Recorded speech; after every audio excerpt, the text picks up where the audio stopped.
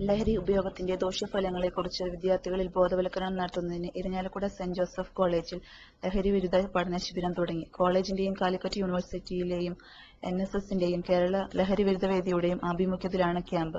Advocate Thomas Unniyadan MLA ഉദ്ഘാടനം ചെയ്തു. College principal doctor Annie Kuriakose അധ്യക്ഷത വഹിച്ചു. University coordinator AB Moideenkutty, Raveendran C Thottathil എന്നിവർ മുഖ്യാതിഥികളായിരുന്നു. KN രമേശ്, സിസ്റ്റർ റോസ് ആന്റോ, മധുരിമ ചന്ദ്രശേഖർ, ശാന്തി KV എന്നിവർ സംസാരിച്ചു.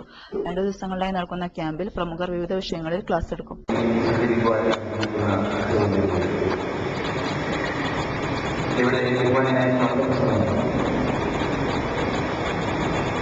അദ്ദേഹത്തിന്റെ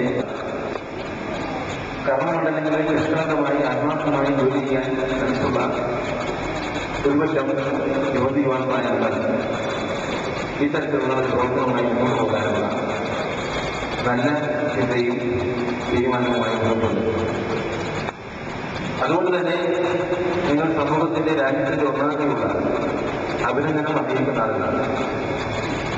നമുക്കറിയാം.